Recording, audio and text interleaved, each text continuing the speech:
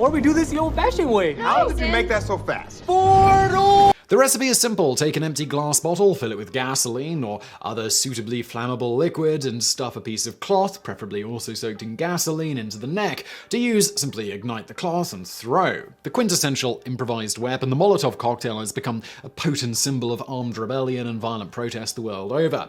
But who invented this iconic weapon, and how did it get its unusual name? While improvised incendiary devices have existed for centuries, the Molotov cocktail as we know it first emerged during the Spanish Civil War of 1936 to 1939, in which the right-wing Falangist forces of General Fransisco Franco fought left-wing Republican forces for control of the country.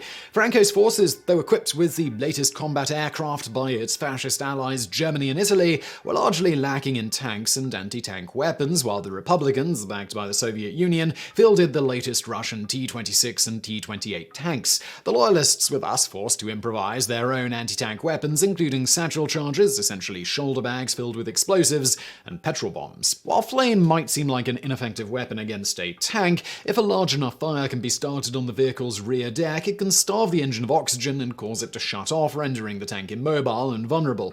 Most tanks of this era were powered by gasoline instead of the less flammable diesel, so a fierce enough conflagration could also ignite the fuel tanks or ammunition stored inside the hull. Finally, smoke could be drawn by the ventilation fans into the crew compartment, suffocating the crew and forcing them to bail out. Loyalist forces used a wide variety of incendiary devices throughout the conflict, from the classic glass bottle petrol bomb to blankets soaked in gasoline or kerosene thrown onto tanks from a high window. However, the petrol bomb would not get its now ubiquitous name until the Soviet-Finnish Winter War of 1939 to 1940. In the late 1930s, the Soviet government of Joseph Stalin grew increasingly paranoid of the supposed threat posed by neighboring Finland, especially to the strategically important city of Leningrad, which lay only 32 kilometers from the Finnish border. In October 1939, the Soviets opened negotiations with Finland, demanding they cede territory along the southern end of the border in exchange for Soviet territory in Karelia to the north. The Finns refused, and on November 30th, 1939, the Soviet Union invaded Finland. The Soviets expected a walkover. Their invasion force of 760,000 soldiers, 6,500 tanks, and 3,800 aircraft faced a vastly inferior Finnish army of only 340,000 soldiers with hardly any tanks or air force. But the Soviets had two major weaknesses. The first was Stalin's Great Purge of 1938, which had decimated the Red Army's officer corps.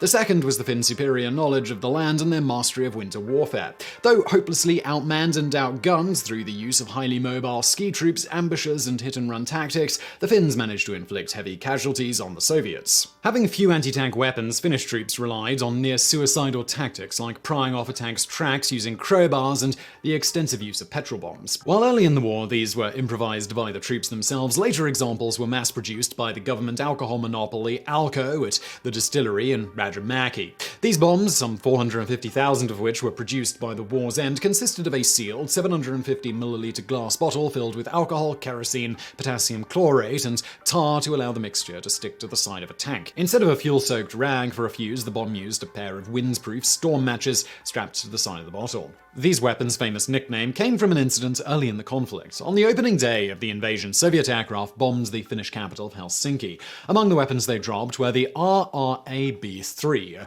2-meter-long cluster munition holding up to 60 smaller incendiary bombs. Fins on the rear of the bomb caused it to spin as it fell, flinging the submunitions out via centrifugal force and scattering them over a wide area. Facing worldwide condemnation over the invasion, Václav Molotov, the Soviet foreign minister, claimed that the Soviets were not in fact bombing Finland, but rather dropping food to aid the starving Finns. In response, Finns began referring to the bombs as Molotov's breadbaskets. In turn, petrol bombs came to be known as Molotovin cocktaili, or Molotov cocktails, as a drink to go with his food parcels. Yet despite their heroic resistance, the Finns could not hold back the Soviet onslaught, and on March 13, 1940, the Finnish government signed the Moscow Treaty, ceding 11% of its territory to the Soviet Union. Nonetheless, the Winter War was an embarrassment for the Red Army, which had suffered casualties of over 167,000 dead and 207,000 wounded, compared to the Finns' 25,900 dead and 43,500 wounded. Meanwhile, Great Britain was facing its own invasion crisis. Following the evacuation of the British Expeditionary Force from Dunkirk Dunkirk in June 1940,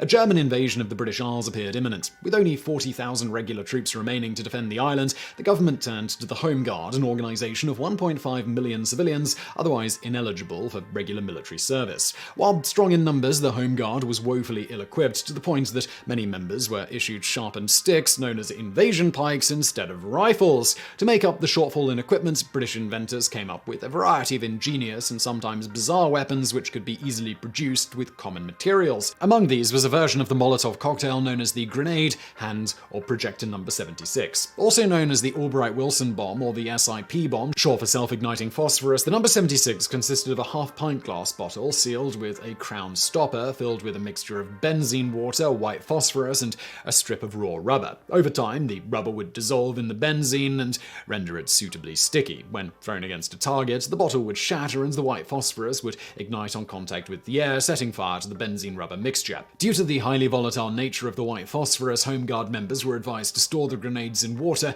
in case the glass bottle broke. Two versions of the SIP grenade were manufactured, a thin-walled version with a red cap for hand-throwing and a thick-walled version with a green cap for use with the 2.5-inch north-over projector, a crude mortar designed specifically for Home Guard use. The maximum range of an SIP grenade fired from a north-over projector was around 200 yards, though at this point the grenade would be tumbling so erratically that the chances of actually hitting a tank would be next to nil. British engineers also developed larger versions of the Molotov cocktail concept, such as the flame fogas, demi-fogas, and the head chopper. These consisted of a 50-gallon drum filled with gasoline and fuel oil and fitted with a gun cotton propellant charge, which were hidden at crossroads and other ambush points. When an enemy vehicle approached, the charge would be remotely detonated, launching the drum and covering the target in a sea of flame. By June 1941, nearly 7,000 flame traps and 6 million SIP grenades had been manufactured and distributed to the Home Guard. Thankfully, the feared German invasion never came, and none were ever used in combat, though buried caches of them still do turn up from time to time,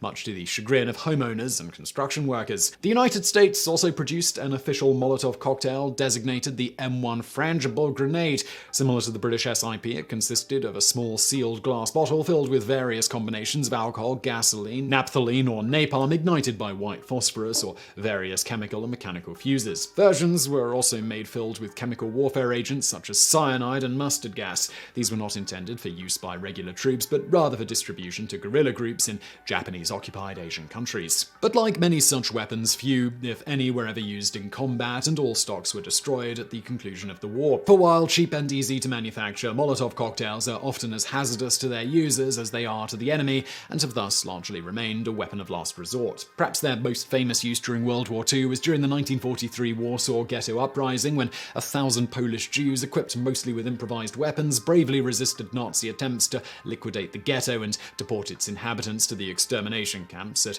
Majdanek and Treblinka. Since the Second World War, Molotov cocktails have been used in conflicts and protests too varied and numerous to list, the simple technology still proving highly effective despite significant advancements in tank design. During the 1956 Hungarian uprising, for example, Hungarian freedom fighters managed to knock out some 400 Soviet tanks using only homemade petrol bombs. The weapon's ultra-simple design makes it easy for even the most poorly equipped fighter to construct it using all sorts of materials. And we do mean all sorts. In 2017, protests against the Venezuelan government of President Maduro saw the introduction of the amusingly named Pupatov cocktail, which is just what it sounds like, a glass jar or bottle filled with feces. On May 10, 2017, these weapons, along with jars of paint to block the windows of police vehicles, were widely deployed in a protest action known as La Marcha de la Mierda, or March. Thanks to this supreme simplicity and versatility, the humble Molotov cocktail will likely remain the preferred weapon of the underdog for decades to come.